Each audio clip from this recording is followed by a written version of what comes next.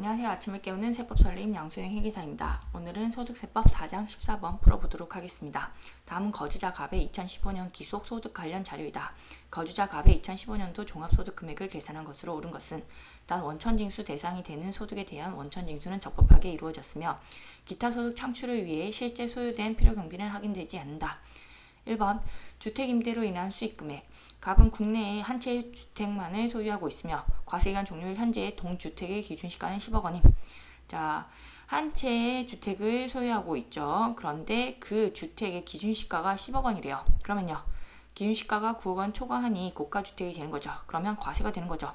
자, 그런데 그 수익금액을 봤더니 1,200만 원이래요. 자, 주택임대로 인한 수익금액이 얼마 이하면 비과세가 되죠? 2천만 원 이하면 비과세가 됩니다. 요거 개정된 내용이죠. 잘 챙겨 가셔야 돼요. 그래서 요 금액은 비과세가 돼서 종합소득 금액이 들어오는 게 없습니다.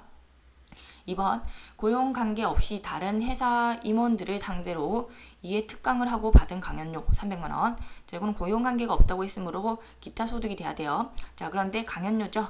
인적 용역입니다. 그렇기 때문에 필요경비 80%는 최소한 인정받을 수가 있죠. 그래서 300만원 곱하기 1 마이너스 80% 하시면 60만원이 기타 소득 금액이 되는 겁니다.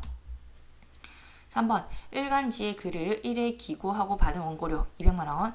자, 요 원고료도 기타 소득이고요.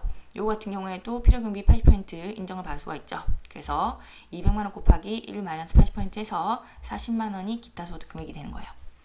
4번 산업재산권을 대여하고 받은 대가 기타 소득이라고 되어 있어요. 그래서 1,500만원. 요것도 80% 필요경비 인정받을 수가 있죠. 그래서 1,500만원 곱하기 1 마이너스 80% 하셔서 300만원이 기타 소득 금액이 됩니다. 자, 이렇게 기타 소득 금액은요. 건건히 필요경비를 빼서 계산하시면 되는 겁니다. 5번 영업부장으로 근무하고 있는 주 A로부터 받은 소득. 급여 및 상여. 자, 근로소득이죠. 그래서 요거 들어가고요. 사택을 제공받음으로써 얻은 이익 600만원. 요거는요. 자, 내가 누군지를 봐야 되죠.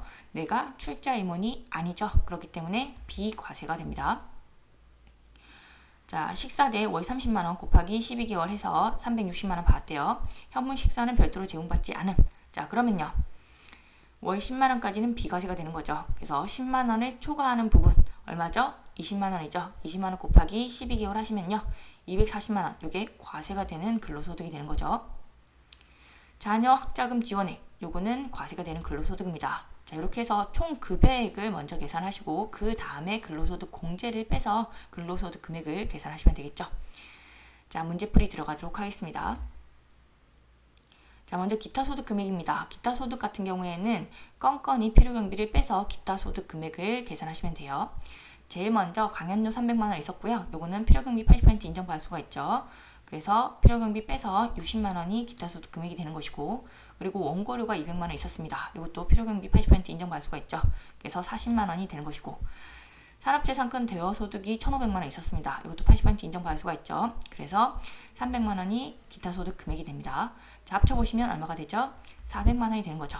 자, 400만원은 300만원을 초과하게 되는 거죠. 그래서 요거는 종합과세가 되는 겁니다. 자, 이제 근로소득 금액을 계산해 보도록 하겠습니다. 근로소득 같은 경우에는 총 급여액을 먼저 계산하시고 거기서 근로소득 공제를 빼서 근로소득 금액을 계산하셔야 돼요. 먼저 총 급여액은요. 자, 우리가 동그라미 친 거 다 합치면 되겠죠. 먼저 급여 플러스 상여에다가 월 10만원 초과하는 식사대 그리고 자녀 학자금까지. 자, 그러면 총 급여액이 얼마다? 6,040만원. 여기서 뭘 빼야 된다? 근로소득 공제를 빼셔야 돼요. 자, 근로소득 공제를 계산해 보시면 1,277만원이 나옵니다. 자, 그러면 근로소득 금액이 나오죠. 4,763만원. 자, 종합소득 금액을 물어봤기 때문에 이 두 가지 금액을 더하셔야 돼요. 자, 그러면 종합소득 금액은 얼마가 되는 거죠? 5,163만원이 됩니다. 자, 이것으로 세법 설림 마치도록 하겠습니다. 수고 많으셨습니다.